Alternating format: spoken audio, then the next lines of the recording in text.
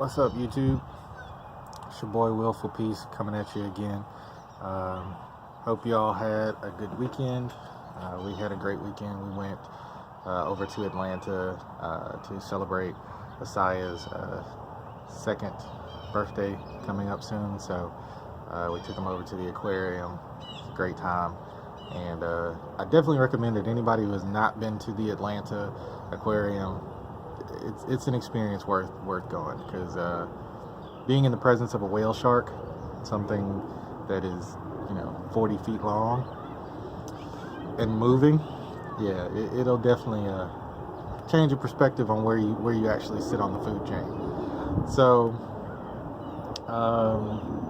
this video is a video that I'm making in response to a comment from Riley Ramsey. Shout out to Riley on one of my previous videos, and the question was, what keeps me grounded, and when am I at my best, and when am I at my worst? And believe it or not, this has been a tough one for me to answer, and I had to take some time to think about it, because I was like, man, what does that even mean? I understand what it means in general, but to give a specific answer on it, I had to to really think about it, and even right up until the ride over here, I think I changed my answer yet again. So I'm going to do my best to answer these, and hopefully in the midst of answering it, I'll actually answer it for myself. What keeps me grounded? I think most of all, more than anything, is submission to the concept of God. I have a lot of questions when it comes to faith. I have even more questions when it comes to religion. But I think one of the things that really keeps me grounded is the fact that in my mind, I'm never the ultimate authority for anything. Like I'm holistically responsible for whatever I choose to say or do, but I understand that my words and my actions have impact beyond myself, and I also understand that for me, that I have responsibilities that are greater than my desires. There's some things that I'm supposed to be doing just because of the fact that I'm fortunate enough to be living a life that a lot of people strive to get to have a healthy wife, to have a healthy son, to have at least at the time being stable income, to have the option to buy gadgets, or to not worry about whether or not I'm going to be able to eat if I pay my light bill, and it's not a responsibility that comes from those tangible successes, but more so an understanding that life is hard. Life is really hard, and there's a lot of people who don't even have the option to consider some of the flexibilities that I do. Like, they don't have the option to sit around and contemplate the layers of life because they're too busy trying to figure out where they're going to get the next $5 for their meal from, or where are they going to get the money for the medicine or the surgery that their kids need and stuff like that. So I just recognize that my life, even in the midst of whatever I would consider a tribulation, a trial, a tribulation, or things that are tough, that my life is still just blessed. Just really, I have a really, really, really good life. And even in the midst of my struggles, even back when I was paying my dues, so to speak, coming through and coming from a small town environment, a divorced family that didn't have a lot of money, and have being in a circle of friends who between the two of us, we could basically afford some days to eat zebra cakes and Jamba Juice for dinner. Even in the midst of that, recognizing that that, as the good book says, man does not live off bread alone, and that even in the midst of having struggles out here in this tangible world, that there are some blessings that kind of supersede whatever you're going through at the time out here, because this world is very seemingly very mathematical. It's very 1 + 1 = 2, or whatever, however you want to calculate it. I hear some people out there going, but you gotta count the space in between. That's another video. But there's this world, it has physics, it has properties. So just because you start low doesn't mean that you can't finish high. And so through determination and through doing your best to grab and combine the best of the information and the advice and the guidance and the opportunities and whatever it is that you have availability to in your environment, it's not a guarantee, but there's a very high chance that if you continue to aim for better, that you'll actually get to better. And so that in and of itself is a blessing, because it's like it in some ways levels the playing field from the gate. And then beyond that, I think never having severed myself from my pain, and I hope that doesn't sound overly emo, but what I mean is, like, pain is as annoying as it is probably one of the few things, well, not one of the few things, but it's something that we all share. It's what connects us to the earth. Everything is fleeting, even pain, even suffering is fleeting. But pain and suffering and trouble and issues seem to be a lot more consistent than winning lottery tickets. And so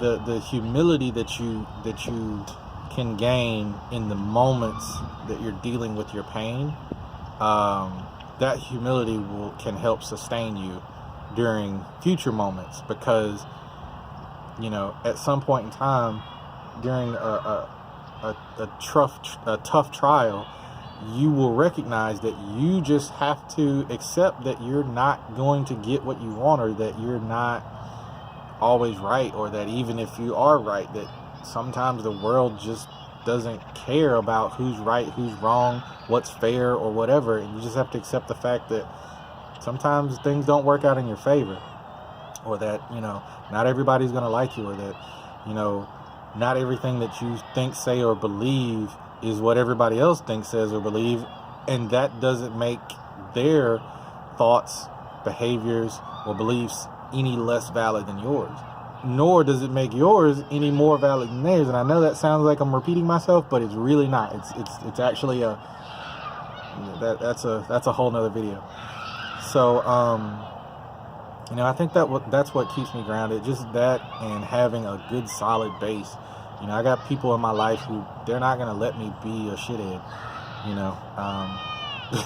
Just for lack of a better word, I have a lot of people in my life who are too they're too. And I hate to use the word evolved, because that's really, but they're too in tuned of people. They're too connected with morals and values, and are filled with too much knowledge and wisdom for very much ignorance to even persist in their presence.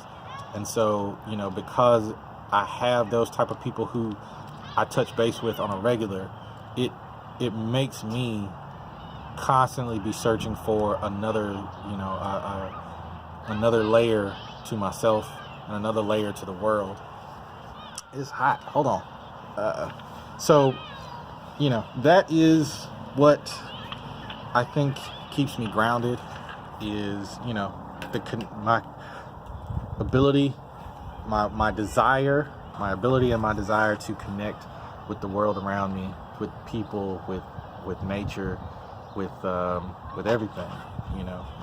I truly believe that everything is really interconnected in a way. That doesn't necessarily mean that if I move this pebble that somebody in China is gonna start doing a backflip, but I do think that there are these threads of existence that we can't escape it. None of us had a conversation with our mom and dad, before we were born to say, hey, I think I'm ready to be made now. And so it's interesting to me that, after having arrived in a place that existed well before us, we somehow have the audacity to claim that we are the highest authority, and that by our judgment, that somehow this place is, made right or wrong. Just seems short-sighted to me. So, just, having a good family, having good friends, and trying to stay humble. When am I at my best? I don't know. I feel like I'm at my best when I'm around somebody else who's really good, to be honest. When I'm connecting with people who have a purpose, because they, I feel like I can't access my talents and my gifts as far as understanding and having a certain level of insight. I feel like I can't access that stuff when it's just me. If I'm just sitting around like right now, even though I'm trying to answer this question to the best of my ability, there are things that I just don't think about unless a question or, a statement is made to me by somebody else who's insightful. So that whole iron sharpens iron, type deal. So I'm at my best when I'm surrounded by people who, or at least, if not people, to be in a place to where the ideas, such as, like, I love going to the art gallery, and y'all forgive me for the wind. I realize it's picking up, so hopefully you can still hear me. And I'm gonna pause here for a little bit of dramatic effect, and possibly for editing purposes. Okay, so maybe I won't have to edit that out. But like the art gallery, I love going to the art gallery just because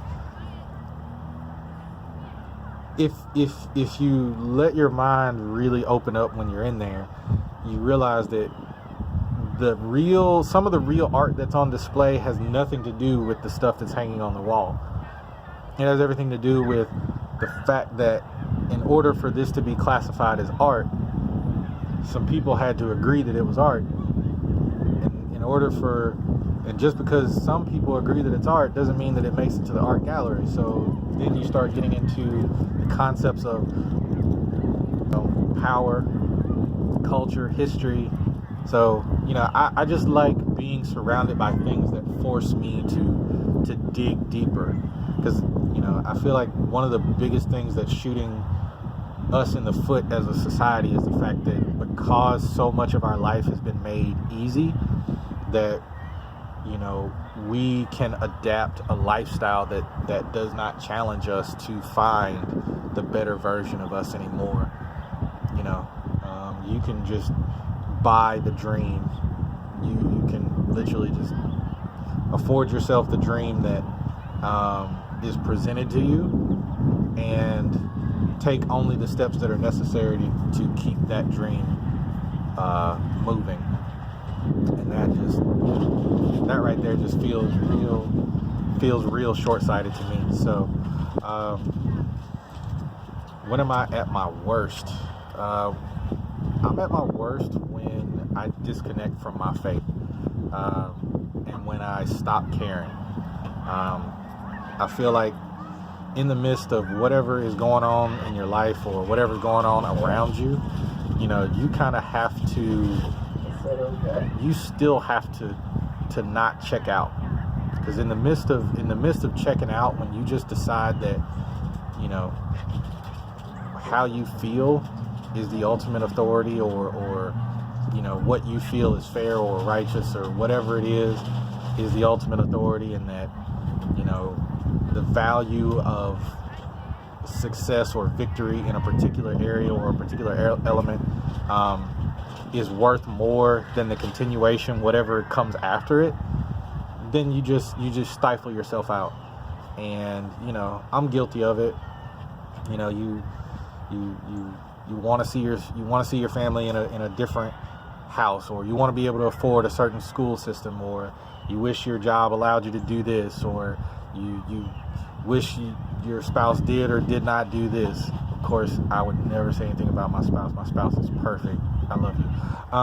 But whatever it may be, for whatever you're contemplating on, something has challenged your idea of perfection, or your stance, or your space of comfort. And in that moment, you can choose to either grit your teeth and go through and deal with the truth of the matter, or you can check out and just say, I'm only going to subscribe to what feels good or what feels right to me. And I feel like that when I do that, that's when I'm at my worst, because I'm just then subscribing to whatever somebody else tells me, and I'm not really open to the idea of what God has for me, or what even I myself can just discover if I had just only put in a little bit more effort. So hopefully that answered your questions. I know this video is a little bit long, but there was a lot to unpack in there, and yeah, I look forward to seeing the comments and the responses on this video. As always, guys, please comment, subscribe, leave me things that you want me to talk about. If you want to see a particular interview, or if you yourself want to do an interview on a particular topic or something, if you have ideas for what you would like to see on this channel, shoot them to me in the comments. Let me know. And until then, stay free, my friends. Peace.